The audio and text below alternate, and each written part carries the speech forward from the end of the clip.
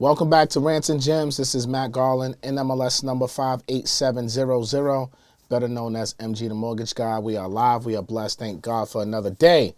So look, man, we're going to continue the trend. I don't think you guys been paying attention. I was just having this conversation with my special guest today that I am making it a point to highlight women in real estate purposely, intentionally. So if you're not paying attention, I'm going to tell you so you can see it for yourself, because there's a lot of dope women in real estate all over the globe, not just here in America. And I'm speaking to, and I'm meeting a lot of these women, and I'm like, damn, why haven't you been on this platform? Why haven't you been there? Why don't people know who you are? And I'm tired of saying that. So I said to myself, you're MG the Mortgage Guy now. Part of the biggest network in the world, EYL network. So you can do whatever the hell you want. Why not? So today's special guest flew all the way in from the 6. Tooks, you ain't got no like 666 some Drake in the back, 666. None of that. Oh, okay. What? We ain't got no crazy. 6666 sound effects. Tooks. All right. So my guest came in all the way from Toronto, here in New York, in studio. She's a real estate developer. She was a real estate broker for like 10 years, you said, right? Yeah, 10, yeah. 15 years? I was selling real estate for about 12 years, right before I got into development. I mean, it was a gradual, it was a gradual process. You know, I started off getting into real estate, which is a story in itself, because I actually started selling I got into real estate because I actually started selling investment projects to my friends and family. So I bought an investment property. I told some friends and family about it. They were like, what's this? What are you into? And I actually sold 8 or 9 of them. Wow. And I wasn't an agent at the time, so I didn't even get paid. I didn't get the commission. But the agent that did get the commission looked at me and said, I'm starting a real estate brokerage and you should become a real estate agent. So I quit my 9-to-5 job. I started selling real estate.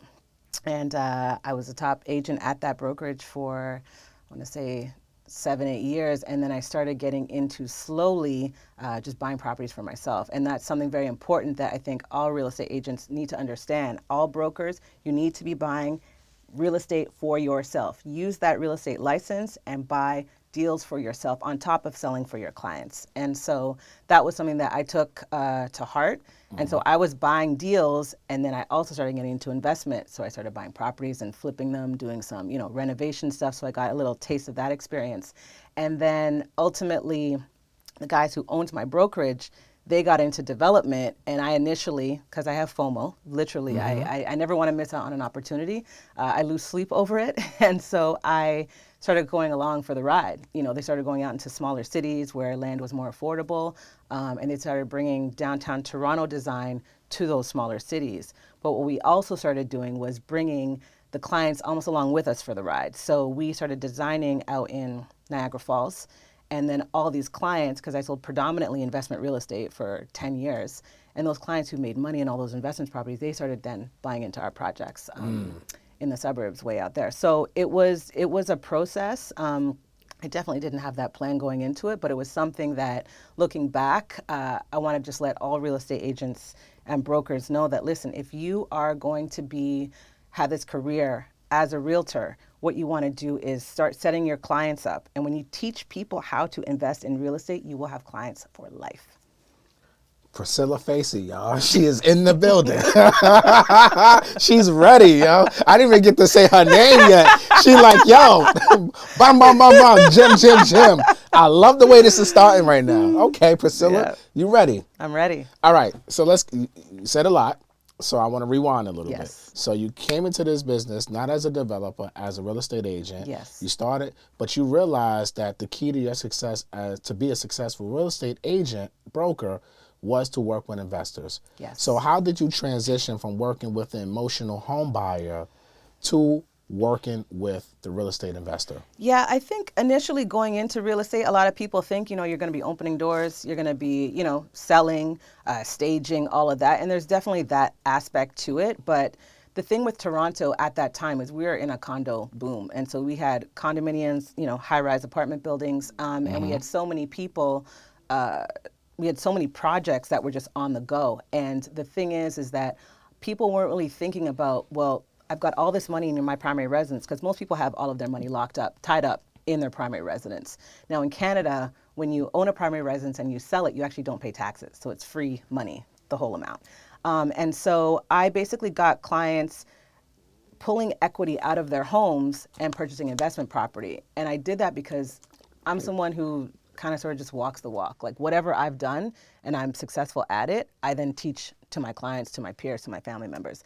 And so people kind of started seeing that, oh, hold on a second here. This girl sold one house, then bought 2 investment properties, and then sold one of those investment properties, and then, bought 3 more. And so let me kind of get into that. And so I think that as a broker, if you're buying your own properties and making money, and it doesn't have to be a hard sell. I would just talk about it. I'd be at a friend's birthday party and be like, oh yeah, I just bought into that building across the street, 5% down. This was selling for this per square foot, but completely done, this building's gonna be worth this. And it was always just this natural conversation. And people, anytime you're talking about real estate at any event, people are interested, Absolutely. right? Everybody wants to make money. So if you can teach people how to make money, this is something that's so valuable. It'll put yourself in a different category than other brokers, and you're gonna have just a constant stream of referrals. And that's just what started happening. I've never advertised, I've never had my face on a bus or anything like that, because I constantly had a stream of referrals, because it was like, oh, I had 20 grand, I just bought this investment property with Priscilla. And then a week later, their cousin's calling me. Grandma's got all this money locked up in her house. And that's the thing too, is that like, in Toronto predominantly, you've got the community is really first generation from immigrants, right? And so like my parents came, and they came and they worked. And Where they your family from? So my dad's from Jamaica. Okay. And so Yachty. yeah, I grew up Okay. in the that whole Caribbean community. And so people come, they work like dogs, and they save. And if you can get a house, that is like the Mecca. You've made it. The challenge is that it doesn't stop there, but that mentality wasn't really, ingrained in my dad's, in my dad's family. And so what happened was I started being the one to be like, hey, you've got your house, you've almost paid it off, because that's always the goal for some reason. That generation is to just pay off your house. Mm-hmm. And I'm always saying, okay, you're going to pay off your house, but then what? You still got your monthly bills. So yes, you don't have that one aspect of it. You don't have the mortgage payment, but now you're sitting on all this money. And everybody knows, like, it takes money to make money. And so if you have all this money tied up in your primary residence, how are you going to make money from that? Is that money? Yeah. And so part of the biggest challenge, I think, was kind of changing that thought process and getting, people of that generation to really understand and realize that, like, not all debt is bad debt. There's a proper use of debt, and that's going to get you where you want to go. No one made millions of dollars from working and paying off their house. Like, you don't become a millionaire and really build wealth that way. And what I started seeing was I had clients, for the most part, who had bad credit. A lot of them had cash jobs, bartenders, DJs, that kind of thing. And so they didn't have a creative way to get real estate. And so I had to teach them and find really great tools and really great mortgage brokers to help, piece deals together. And I think from that creativity is what really started sparking, this whole network of clients that I had who really made a lot of money, increased their net worth significantly by investing in real estate.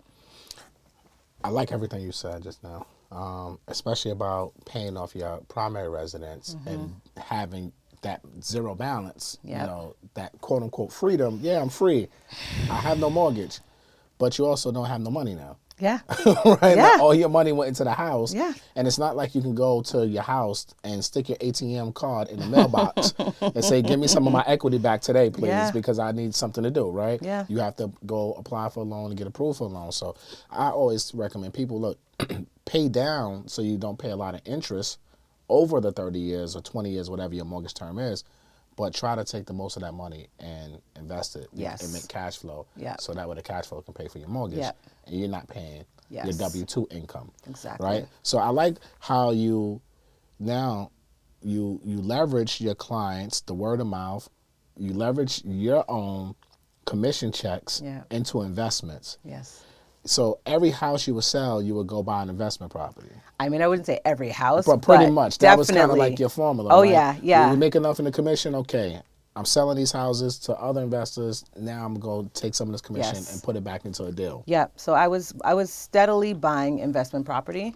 And sometimes I would invest with other people. Like I'd have a client who say, you know what, I got 20 grand, but like that's all I have. And I'm like, okay, cool. Like I just did a deal and, agents were pipeliners. And so I've got, 60 grand in commission coming down the pipeline. Here, let me allocate 20 to this and let me start keeping an eye on what other builder inventory is out there that we can buy something with that 40,000. Sometimes we could buy 2 properties with it, And so as you know, you come across challenges qualifying for mortgages for all of these properties. And so that's, again, where creativity has to come in. Some banks have net worth programs where you've got 2, 3 properties. They start lending you just based on your whole portfolio. You've got banks that will just, lend you based on income that you're cash flowing from certain properties. And then if you're doing value add, like if you're doing renovations on a property, wherever possible, as soon as the renovation's done, I refinance that cash out to try to get that money back to, again, put the money at play. Like money always has to be working for you. And if money's not working for you, you're working for money, and that's just the wrong relationship to have. Money's not working for you. Yeah.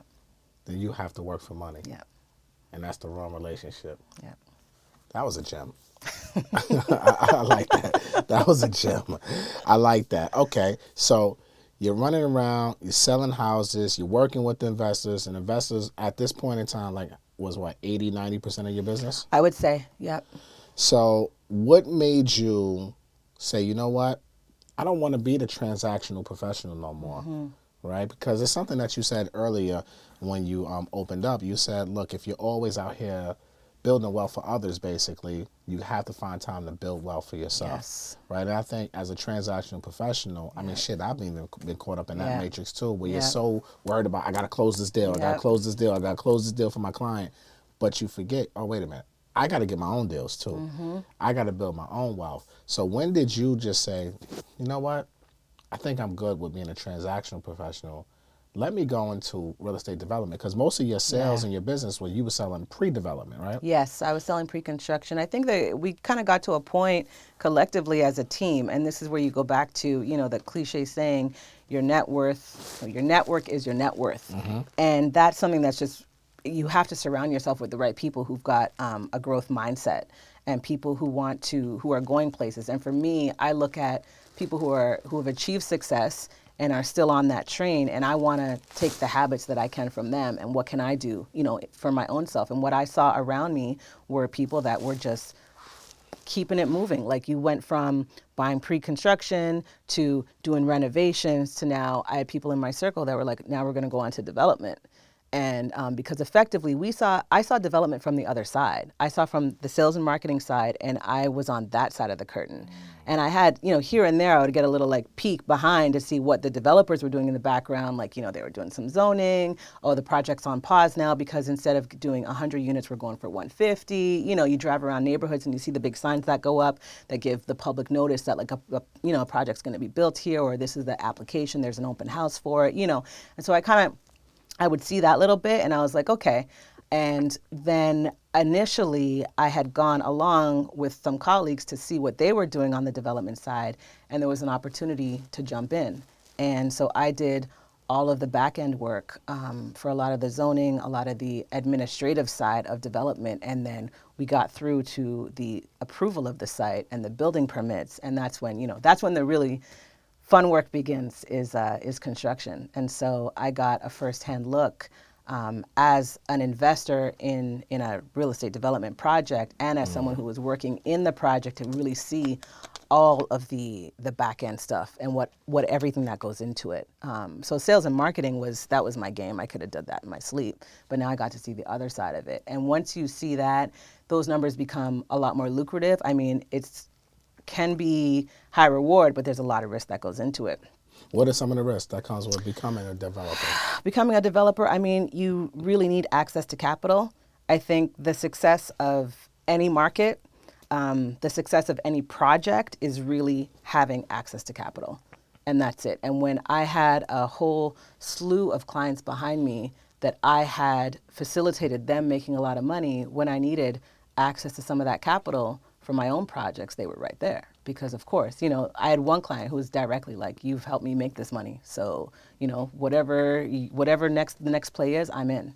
And I think when you build that relationship and develop that type of loyalty with clients, and you've been there with them for the success, I think that those are the same people that are going to stay with you to the end. So your clientele that you helped make money over 10 years now became your investors. Yes, exactly. Yeah, yeah, A smart play. yeah. And that wasn't the plan, though. But Like it was a good, it worked out perfectly though. It did. Yeah. And so I think that, just going back to risks and development, I mean, you're going to have some strong people behind you, because a lot of this is a numbers on paper game. Like, you're in mortgages, so selling a deal to the bank it's not much different selling a project to that construction financer.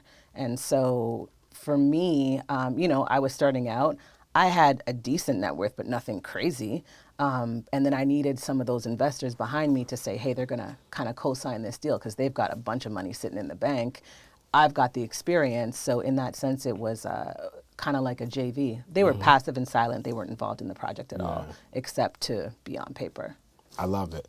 All right, so we love the journey. I love the story. I want to get to some meat and potato stuff right now, right? Because this was my first time ever being in Canada. Yes. Wow. It took you this long. It took me this long. I don't know what the hell I was thinking. It's a 90-minute flight. Literally. Like, I took a power nap. I was in Canada. I said, what the hell's going on here? I thought it was further than this, right? It seems so far. It does. But it's right there. Yeah. And I love, it reminds me of New York so much. In all aspects. You got good yard food, you got good vibes, like the restaurants, every restaurant we went to was good. Like, I mean, everything was great. Yeah. How is the Canadian real estate market today, post-pandemic? What's happening? What's the latest trends? So the latest trends right now, I mean, Canada, Toronto specifically, we really are a city made up of different generations of immigrants. And so there's a constant, steady slew of immigrants coming in to Toronto. I think the stat is around 70 to 80% of all immigrants to Canada end up in and around the Toronto area. And so the real estate market for so many years was it was a frenzy. You had every house that went up for sale, you had, 6 to 10 offers. Things were going crazy over ask price. And, we go back into a lot of, people would say, oh, this market's, it's overvalued, this and that. But when you look at it, I mean, you'd have, let's say you had 10 offers on a house. Let's say the house goes for, $1.5 million. And people would be like, oh, that was overvalued. But what is value really? Value is what someone's willing to pay for it. And I think when you look at Toronto and everything that the city has to offer, it's a world-class city. I mean, we've got so many creatives in Toronto. We've got, obviously Drake and the Raptors really put us on the map. But so we've got a market where real estate was a frenzy. It was very hard to buy property. And with the post-pandemic era, interest rates started rising. So about a year ago, slowly, the government started raising interest rates. And we went from around, at one point, the peak low, I would say, was around 1.89%. Super cheap. Everybody was buying. Money almost free. Yeah. And then as things started climbing, I think right about now we're sitting at around, the peak recently was around 6%. And so that's crazy. Someone's mortgage payment went up like double. And so it was very challenging. And so, of course, in anything, when interest rates start rising, prices of houses go down.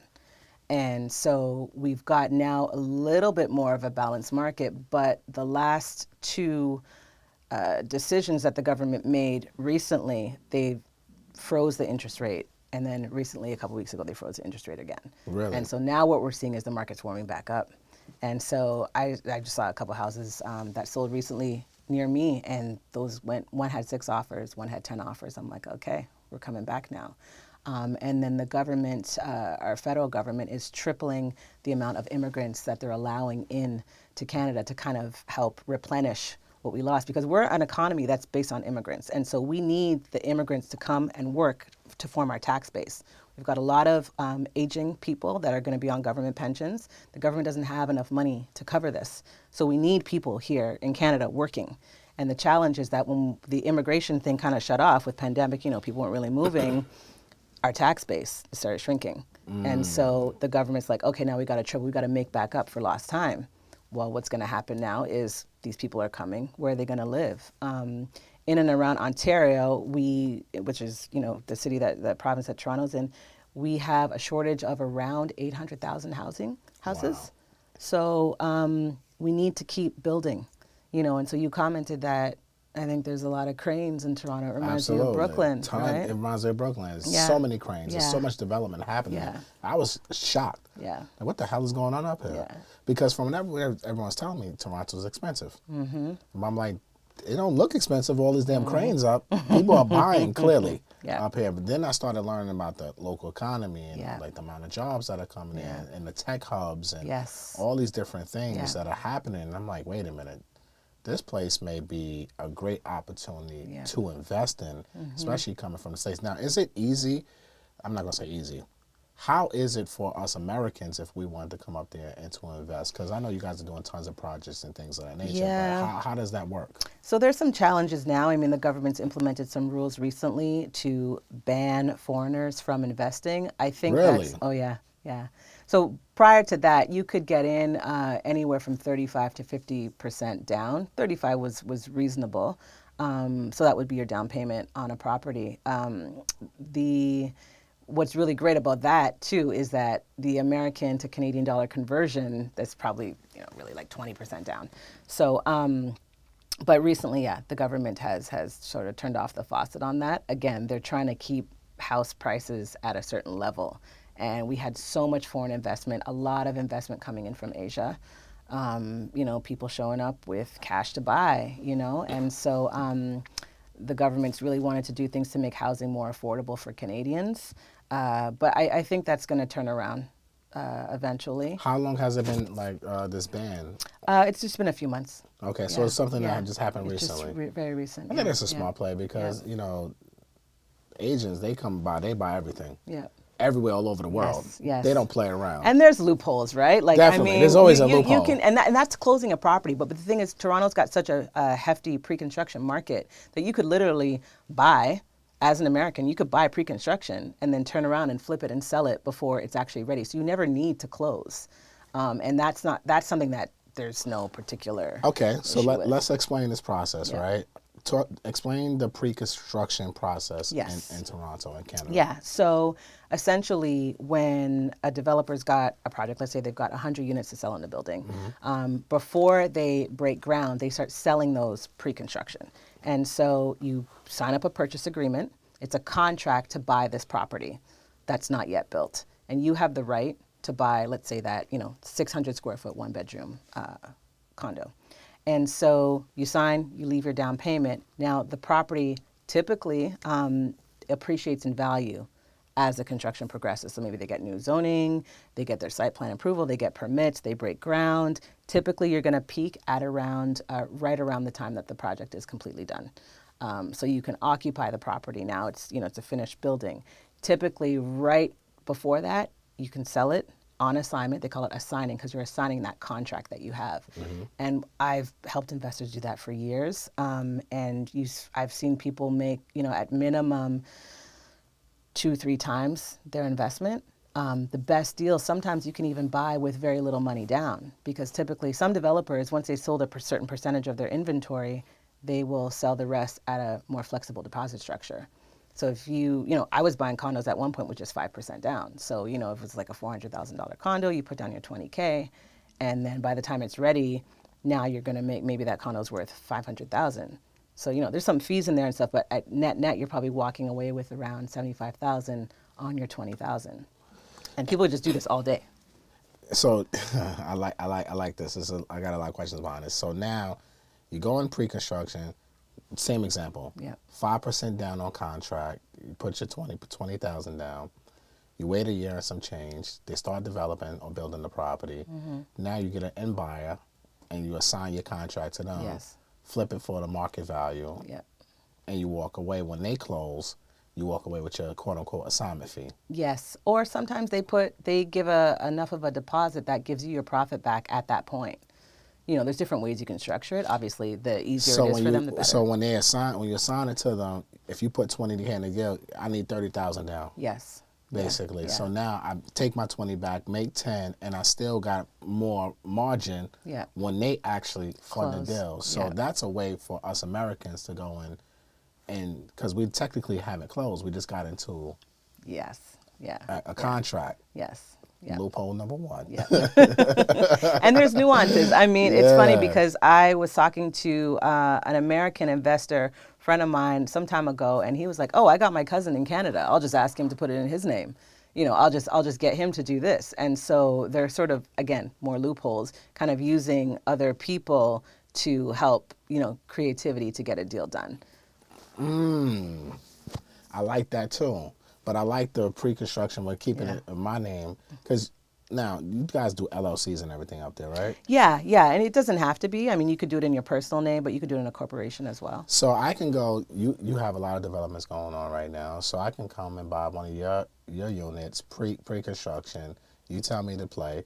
I say, okay, great, I'll put down this and get in the contract. Now, that's my unit. And then now, as I know you're building it, we can flip it. Yes, effectively you could. Now, one thing to be aware of is, again, the market could change, as you know, at any Good or point. bad, it's always Yeah, risk. So, It's always risk. So you want to be in a position to be able to close just in case. But for the vast majority of these, and I want to say like 80%, a lot of people are flipping out on assignment. Yeah. Look, tread carefully. Do your research. Do your due diligence. We're not telling you you're going to make some money. We're telling you what possibly can happen, right? This doesn't mean it's a guarantee.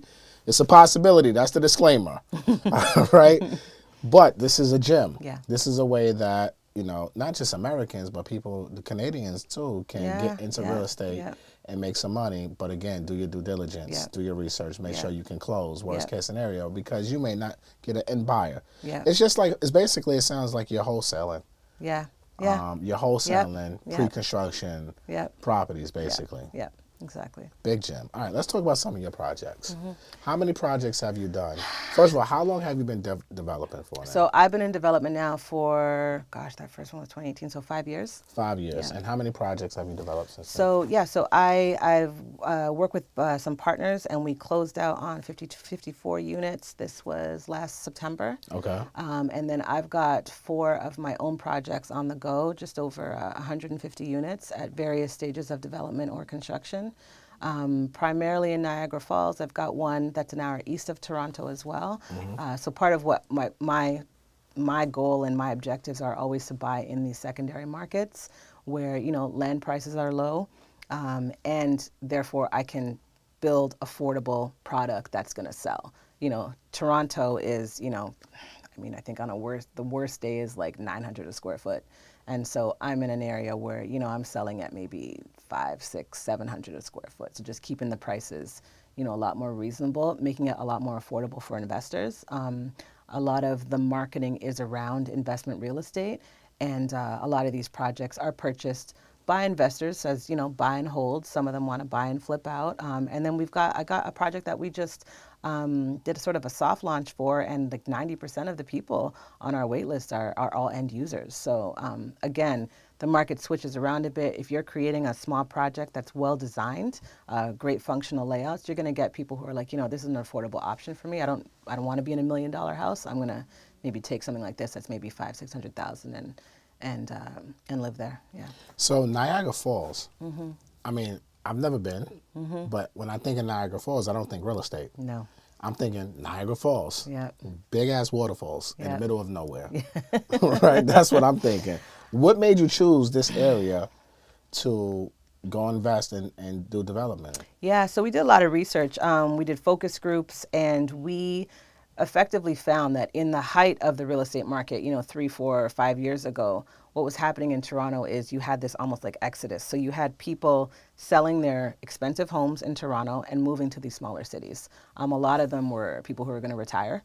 And so, again, going back to people's primary income, and most of their net worth is tied into the primary residence. And so they would sell their primary residence and move out to these smaller cities where they could buy the same size house for half the money and then bank the rest, and that's their retirement savings. And so we found that was happening, and so we're like, okay. So we went out to these small cities. We looked for places that have low vacancy rate. The beautiful thing with Niagara Falls is it's a tourist hub. Anybody from Toronto, has at some point either staycationed in Niagara Falls, brought family and friends to visit there. So this was also a great place to set up vacation rental units. I think you guys call them short-term rentals, Yeah, STRs. short-term, yeah. Yeah, and so it's a great opportunity there as well. And so again, any type of land deal that you're going to do, any development project, I always look for places that are affordable, land prices affordable itself, and you've got low vacancy rates and a overall good economy. And there's a huge tourism economy in Niagara Falls. For a low vacancy rate, what number are you looking for? Oh, anywhere in and around Toronto, at 2 hours in any direction, you're probably at about 2%. Oh yeah, very low, very low. Very low. Yeah, yeah. There's often a wait list for rentals. You put up a property for rent and something new and good looking, you're gonna get 3-4 offers, easy. Easy on the rental market. Oh yeah, yeah. What's the rents going for in these areas? Yeah, Niagara Falls, you're at about, I want to say, close to $3 a square foot. And so again, if you're looking at a 1 or 2 bedroom, 600 square feet, you're getting about $1,800 a month in rent. $1,800 on 600 square feet. That sounds definitely like fucking Manhattan. Like, what? Did you just say 1,800 for 600 square feet? Yeah, yeah. Really? And that's in Niagara Falls. In downtown Toronto, you're looking at between $4 and $5 a square foot. So again, 600 square foot property, you're looking at $3,000 for 600 square feet. If you're in a nice building downtown. Yes. That's like a couple of the size of this room right here. But if you design it well, 600 square feet, you got 2 bedroom, 2 bathroom, nice How? balcony. Oh my gosh, I can show you some of my layouts. Like how? Wait, hold on. Yeah. Wait, you say you could put in 600 square feet, Yes. 2 bedroom, 2 baths? Yep, the smallest I've done, I did a 550 square foot, 2 bedroom, 2 bath. How? Yeah, great design. And it's functional? Yes, oh yeah. 2 bedroom, I'm picturing 600 square feet. The thing is, That's like you really think small. about it. You think about it, maybe here and where you live and how you live. But you think about a lot of these other cities. Like you go to Japan, you go to China. The density is so incredible, and these people have nowhere to build but up. And you have to be functional. The population size, there's just no other way. And so and I've seen these in Manhattan. I saw 300 square feet Murphy bed bachelor. But absolutely, it's totally doable. Yeah. Wow. For $3,000. Yes. Yeah. Yeah. Underground parking spot. Nice building as amenities. Yeah. God bless the trap, man. God bless real estate, man. Wow. And it's only going to go up.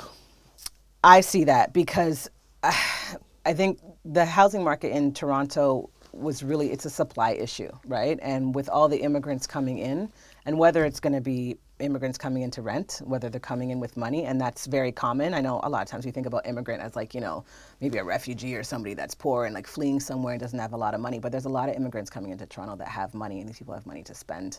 I had clients from Egypt, I had clients from Asia coming with cash, ready to buy $1 million condos. That would be probably 1,200 square feet. For $1 million. Yeah, this was years ago too. But yeah, and so these people are showing up with money. A lot of them are buying for their kids. The kids are going to university in Toronto, and so they want to buy their kids something to live in. But yeah, absolutely. So, all right, this is all interesting, right? But how are you guys financing these deals? Because you're talking about 1,200 for 1,200 square feet, all these prices, right, for rental. And I'm just thinking in my head, all right, how much does it cost to build, right? Because if it's costing this much to rent for these small spaces, it must cost a lot to acquire this land. And also now the construction costs. So how are you guys financing these deals? Because, here in America, you can do construction deals, construction loans. You can do, hard money loans. What type of financing options are available in your market? Yeah, no, there's, they use what I call, the common sense approach. You probably know about that, where they look at the deal overall. So with what you're buying the land at, we put together what's called a pro forma.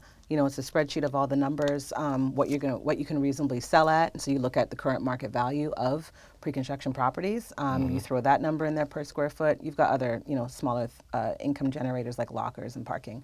And then you look at land value, all of the cost to build, the hard and soft cost of construction. Construction costs right now, you want to build a good product, you're probably at around 240, mid 200s per square foot if you keep the numbers tight. Wow. But again, if you're selling at It's worth and it. $700 per square foot, then you should still come up with a pretty decent net profit at the bottom of that sheet. That's a nice margin.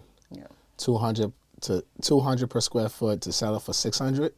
However, you do have That's a good you margin. do have the soft costs in there too, right? So you've got like all your engineers and your architect and all the people you've got to pay. The municipality, you've got to pay all the developmental fees and charges too. But you should still be able to come out with things.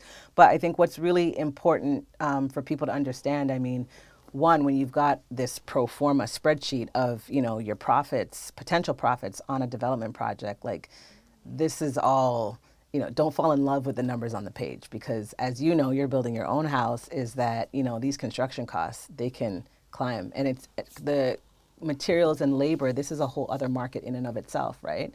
And not unlike any other market where there's a lot of fluctuations. At one point we had lumber prices through the roof and fortunately, these lumber prices came down, thank God. Thank God. So what the number I had on the page, is like several $100,000 less on one of my projects right now. And that was a saving grace because we had a lot of other numbers that have climbed, right? And so development, it's not for the faint at heart. You got to have a stomach for high risk, for things changing very quickly, for a lot of ups and downs, not unlike real estate sales, right? Like when I was a real estate agent, you fall in love with like, oh my God, you're like, look at these commissions. I got this client who's gonna buy this. Oh, we're offered on this property. And then, the client wakes up Monday morning. Oh, I talked to my dad and, we're just not gonna proceed. And you're just like, wanna just melt into a puddle, right? And so I went through that. And I think that was really good prep for becoming a developer because I was able to manage my emotions very carefully. I didn't fall in love. I didn't count commission until the deal was closed. Oh, you never count your eggs before they hatch. Not in real estate. Yeah. Like you can't because deals die every day. Like you said, you speak to parents, you speak to the spouse, buyer's remorse, anything happen, your deal just blows up. So how are you balancing, because you mentioned about the lumber prices going down and some other things went up. Like how are you managing that? Because sometimes, look, you can put together, hey, I'm got a 10% contingency reserve, right? Yeah. For this, but sometimes I get blown out the water too. So how are you managing like your own expectations and your investors' expectations when it comes to these fluctuating numbers?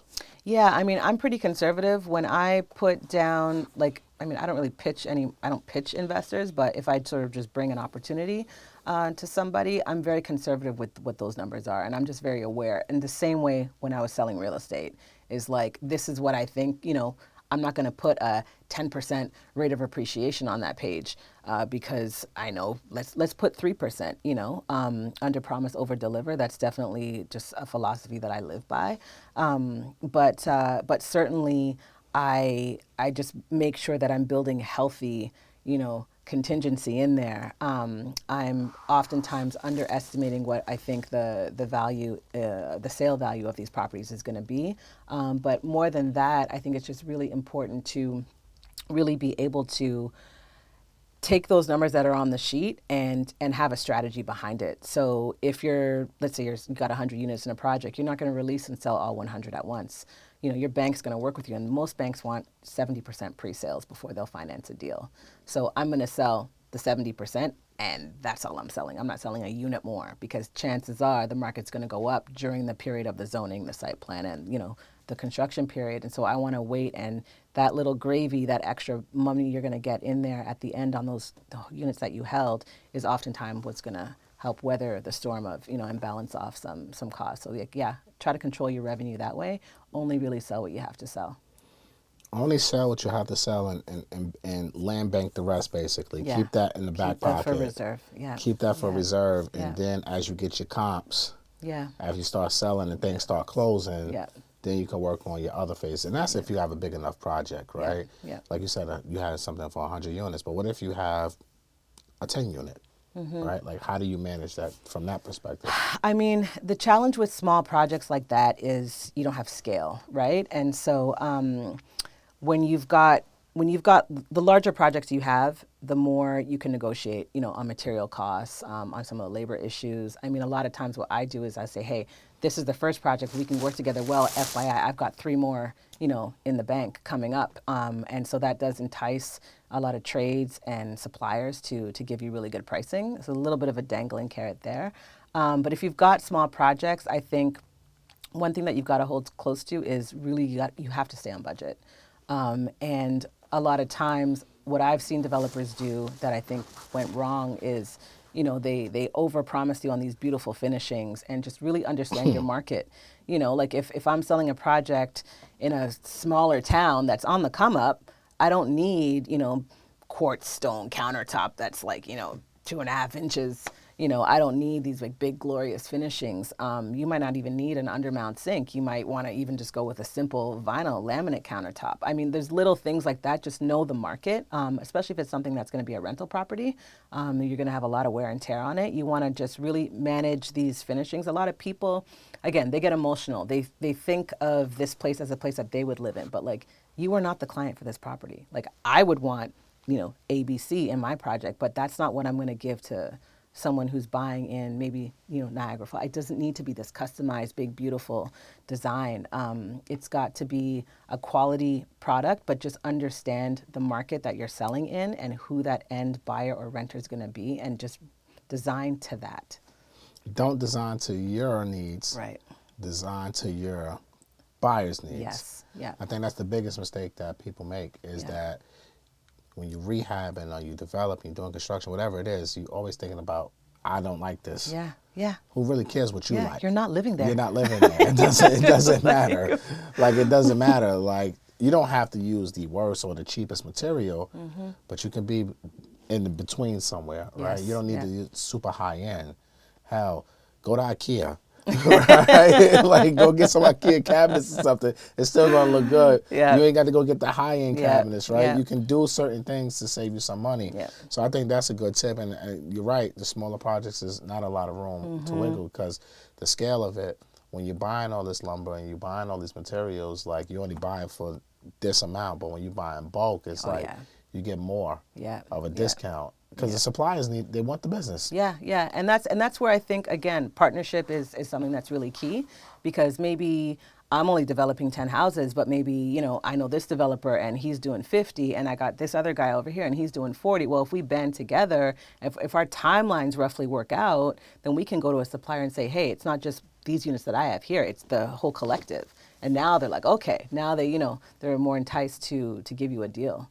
So how do you find your suppliers, right? Because I think, like I told you, I'm doing my own personal house right now, and I kind of had to be my own GC because I wasn't trying to pay the premium that the general contractors wanted. Yeah. And I have to do everything, right? And it's been challenging. Fun, but challenging because I'm learning so much. Yeah. And one of the challenges were finding the right suppliers for these things, because we all know the Home Depots of the world and stuff like that, but that's not really where you want to go to. That's not where you want to go right? at all. Not at all. Yeah. But we're programmed, as consumers and buyers, like Home Depot, Lowe's. I don't know. Do you have Home Depot in Canada? We have Home Depot. We have Lowe's. Yep.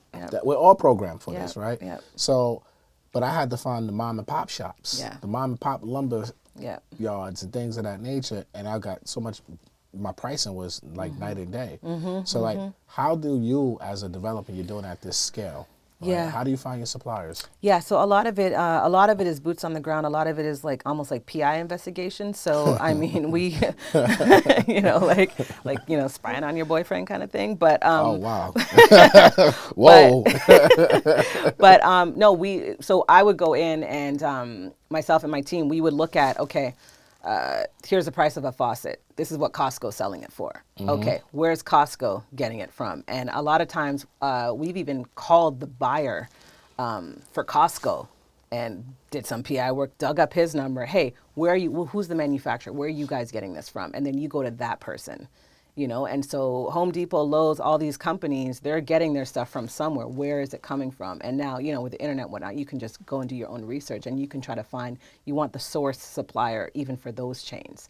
And again, a lot of them only want to sell in bulk, But again, if you're banding together with some other people, or you commit, you know what, I'll take 100 faucets over the next 2 years, and you sign up for that, you leave a deposit, and they kind of keep it on reserve for you, and they'll hold the pricing.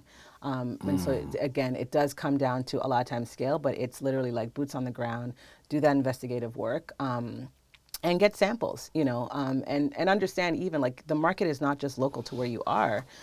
If you've got a big development, the market could be, stuff could come from China. Now, stuff from China can be good or bad, so hit or miss. so get the sample and take a look. But there's a lot of suppliers, and go into other like communities. Like one of our greatest countertop guys, he's from China, and so he's got the direct connect to China, and so we get the pricing through him. And I mean, it's been hard to beat that price. If the workmanship is good, if the schedule's on time, you want to look at different people and see sort of like where they're making it work. One thing though to keep in mind too though is that, it's not always about the price, because in a big development like this, you are going to pay if you're off schedule, right? And so the bank wants to see you completed by a certain time, because every month you're paying interest payments. And so if you're late, well, they're going to add, that extra $20,000, $30,000 a month mortgage payment to the bill. And they're not going to fund that. They're going to look at you. Well, you're off schedule. So this extra 2 months delay, you got to pay that. That's got to come out of your pocket, or we're not funding. And so, there's just a lot of nuances that have to keep you motivated to stay on track. So that's where we go back to these vendors. I mean, if you've got a price, maybe this granite countertop or this quartz countertop is going to be half price, but, they're bringing it from over here, or they don't have a big enough crew and they can't handle, the volume. Well, are you really saving? Because now these guys took 6 weeks to install countertops versus 3, and that's money now that's off your books, because now it slowed things down. It slowed things down and delayed, and now you got to pay more interest. Yes. So you didn't save. You actually paid more. And on some of the other projects that I've done, like I've been burnt that way. Like even just some of the like home renovation projects I did, so I understood that. Like, oh, I thought this, flooring guy was going to be amazing. His price was so cheap, and the guy like came every other day, worked for 3 hours, and then went to some other gig. So it's like, that's where when you're doing your house, you're showing up every day, and I mean, it might seem like it's not really worth your time at the level you're operating on, but you're learning so much that's going to get you to that next level. It's for me, and this is why I was telling you, I have the bug now. Now I want to build some shit, right? Because I'm seeing the process, and I'm like, oh, I like this. Yeah. Like I'm putting something together that was in my mind. Yes. And I'm creating something. Yeah. It's real. It's like it's a rush. Yeah. Almost, but there are so many challenges that comes with this, right? And I want to know from you, especially because you're fairly new in the development space, 5 years. You came from a real estate broker, selling investment deals and selling pre-construction, to now being on the other side. What have been some of the biggest challenges you faced so far in your career so far as a developer? Yeah, in development, I think one of the biggest challenges, I would say initially, was making sure you've got sufficient flow of capital coming into a project. I think a lot of times you get into it and the bank says, oh, okay, you're going to need X to buy the land, and then you put your numbers on a pro forma, and then when you actually start what we call the tender process, where you actually start putting the project and the drawings out to suppliers, and you start getting those bids back in, you're like, oh, hold on, like I thought flooring was going to be this, now I see it's this, because again, this market is almost like the stock market, like it's very up and down. And so I think a big challenge was literally at one point I started watching the profits just kind of dissipating as these contracts started coming through with the actual pricing. So I think it's just really important to understand all of the different materials and the supplies you're going to need, and just keep an eye on what these things are actually going to cost, and make sure that when you put your pro forma together, when you're considering buying land, just understanding what the actual true costs of building are. But how do you find that though, right? Because you get all these estimates. Some people lowball you, some people highball you. Who knows, right? So how are you really putting together a true pro forma and knowing, okay, I'm at this number, right? Let's say $200 per square foot for everything, all in, from soup to nuts. But that shit might want to be in $300 per square foot. Like, how are you really managing? How do you know? So this is where collaboration is really key. Because I talk to other developers. I drive by construction sites and I would talk to the people that are building. Hey, who's your supplier for this? What did you pay? And most developers are going to know these numbers off the top of their head. And maybe they're not developers that are on the ground there, when you drive by, but you get their contact information and then you start talking to people local to that area. And that's something that I think is really important because, I would talk to one colleague and he would give me a number and then I'd talk to someone else who's actually in it. No, I just priced this out 3 weeks ago. This is the number. And then you look at, do they have the same scale that you do? Because maybe his price is going to be cheaper because he's got more doing. volume, Yeah. right? And so this is where you've always kind of you got to keep in the mix. You got to stay abreast of everything that's going on in the construction market in the moment and just learn. Like I was watching the episode you did with Terica Lynn Smith and she said, in school, you get in trouble if you're like working with the guy at the desk next to you and Absolutely. you're cheating, right? Absolutely. But actually collaboration, this is what you need to be successful today. And so you might look around and talk to and collaborate with some other developers and then you'll see, hold on a second here, let me adjust my numbers here. Now maybe I don't want to go firm on this deal. Now maybe I don't want to, I'm only going to make 1.5 million and that's probably not enough room on, a project because that 1.5 could start going down. So, you just got to really manage expectations, but you've also really just got to collaborate and be up to speed and talk to people who are doing what you're in for right now. How important has your collaborations been to your career? Do you have mentors in the development space? Yes. Are you doing JVs? Yeah, all of it. All of the above, right? Yeah, so I got into real estate through mentorship. I think I became an excellent real estate agent because of mentorship. And I certainly wouldn't be where I am today without that. And so that's something that I don't take for granted. I think one thing you have to be is really coachable though. You have to take the lessons and take the learnings and apply them. And you've got to execute because, coming up with ideas is one thing, but the execution is what's going to get you where you want to go. And I have a lot of people around me. I have a lot of girlfriends, and they come up with ideas all day long. And you know who I'm talking about. I won't say her name, but ideas all day long, and you have to execute. And I think the reason that I've been successful to date with, as a career in real estate and doing development is because I execute. And I don't just take the knowledge, I actually apply it. So like we could learn things all day, but if you don't actually put it to use, well, what good is that for? You're being entertained. Yeah. You're being entertained. We say that all the time. Like, don't sit here and just watch this stuff. Execute. Unless you like entertainment. Yeah. I don't know, we're funny guys, you know what I mean? But like, go out and do something. You didn't fly away for Toronto to have this conversation with me. You know what I'm saying? To be on the show for people not to get inspired by what you're doing, especially look for Black women. And we've having this conversation before. Like, there's not a lot of Black women in real estate development, and if there are, we don't know who they are. Yeah. And I think I want to change that there's because there's so many women. There's a lot. Yeah. Especially Black women out here that are doing things at a very high level, and I'm like, damn, they don't have a platform.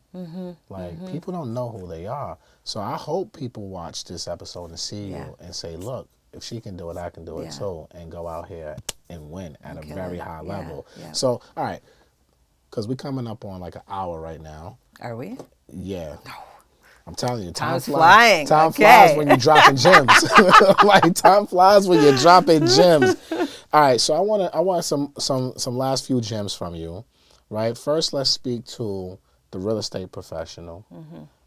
That's because a lot of real estate professionals follow me. And what advice would you give them? Because I think the information, from what I'm noticing, Toronto real estate, transactional wise, is kind of similar to how we operate here in America. Maybe little things here and there, but the terminology is real similar, right? What advice would you give any real estate professionals watching this who want to, one, work with more investors? Because look, the emotional home buyer right now in this high interest rate market with inflation being high and home prices high, they're not going to buy as if when rates are in the 2, 3, 4s, right? When they're in at 6, 7%, they slow down a little bit. So that's going to hurt your income. So what advice would you give them to transition to work with investors? Yeah, I think you can make money in any market. And I think that as an investor in a market, you can make money in a high market, in a low market. And I think what's really key is for real estate brokers to go through the process themselves.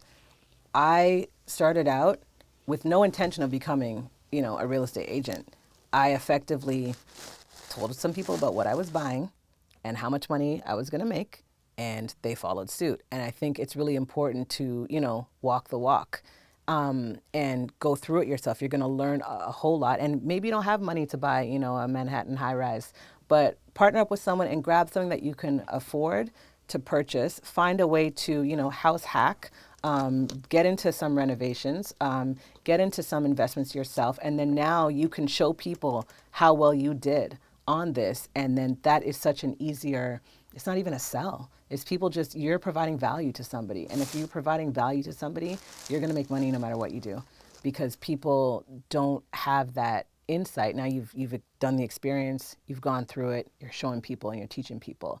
Another thing that I did a lot of is rather than, buying and selling homes per se, or buying and selling other people's homes and transacting that way, I bought and sold investment properties. And I would put a package together and show people, this project, we've got 20 suites left. Here's what they're priced at. Here's what the overall market is doing. People don't want to think. That's why a lot of these businesses like, what's that meal prep business where people just, the meal kits, like people don't want to think about dinner. Yeah. Like they don't want to think about investments, especially No. these are people that, this is not their forte. This is not their industry. And so very similarly, if you put it all together, all they have to pick is what floor plan they're buying. They're not deciding if they're buying this or if they're going to, get into investment real estate. It's like, here's what it is.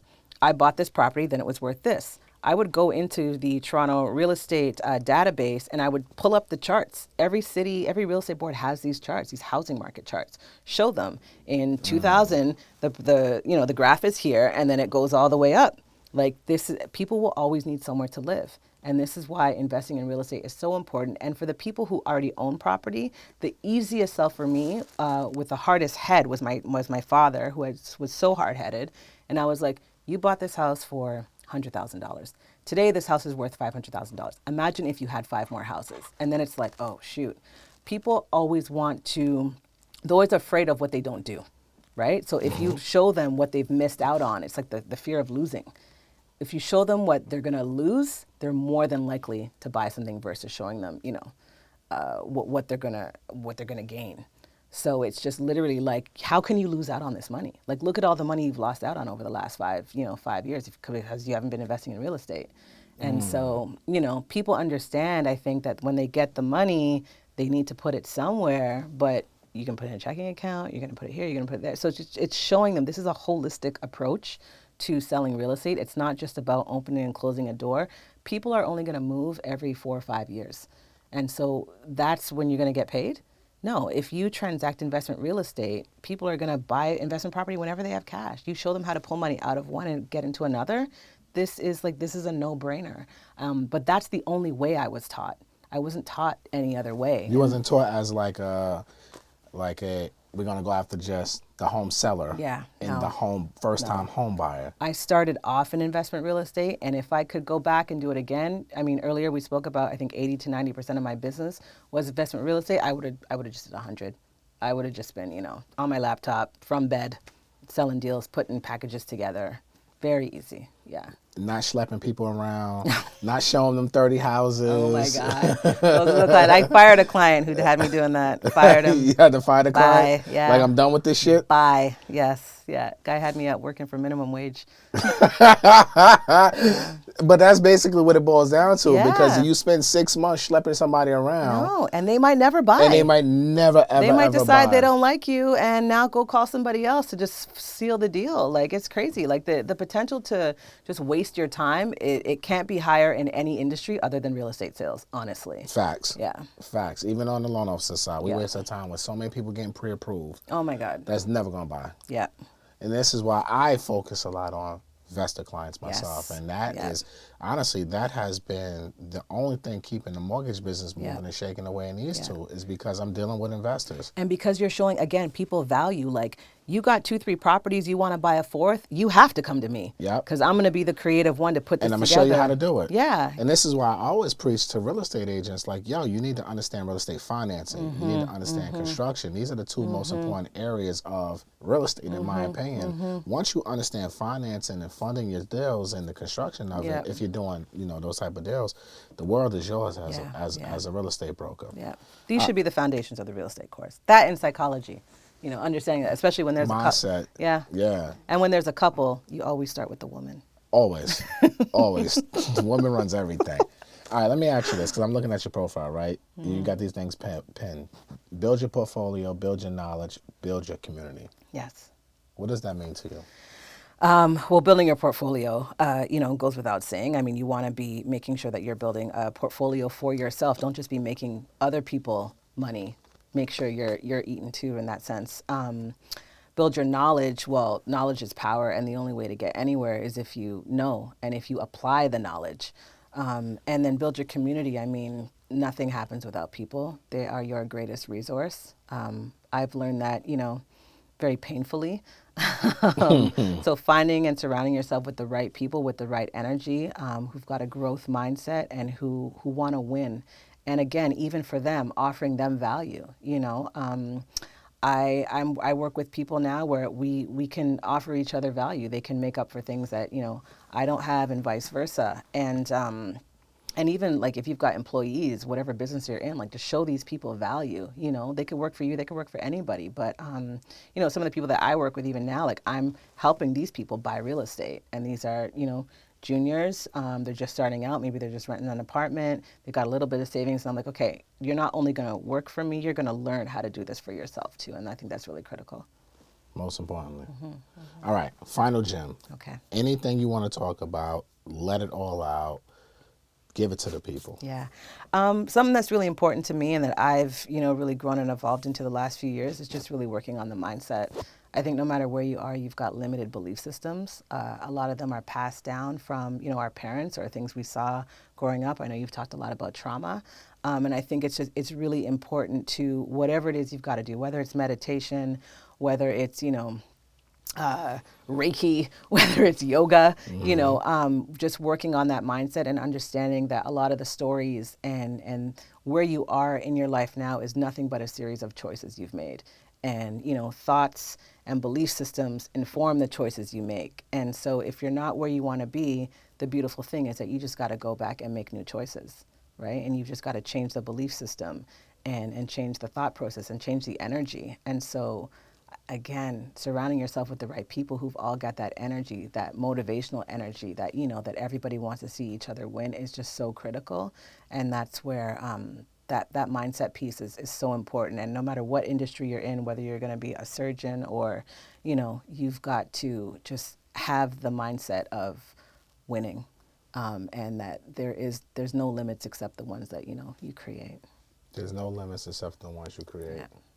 1000% agree. Tell them how to find you.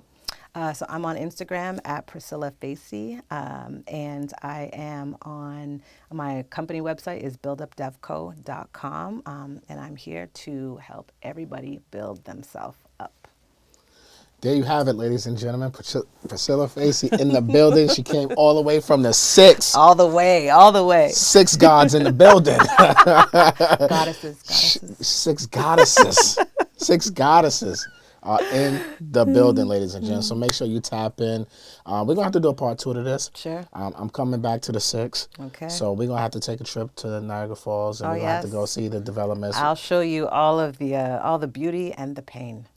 Oh, yes. We need the beauty. We need the pain. We need the good, the bad, and the ugly. Tooks, pack up the equipment. We are going to the 6 coming soon. All right, y'all. So y'all tap in with my girl Priscilla. I hope you got value from this. And look, I hope more women are inspired. Yes. By this episode, and hopefully they reach out to you. Yeah, absolutely. Do you have any communities or anything like that? Any books? What you got going on? Come on. So I'm working on something. On? I'm working on something. Actually, I started writing out an outline a couple weeks ago, actually, after the whole the EYL events in Toronto, and just really feeling that energy and seeing, that people really need information, and information that, like myself and a lot of the team that I work with, we just have it in our heads, but we need to, get it out to the people. Absolutely. So yeah, I'm working on something that I hope to be releasing very soon. Look, tap in with her. Stay tuned. Matt Garland here, NMLS number 58700, better known as MG the Mortgage Guy. Yes. Peace.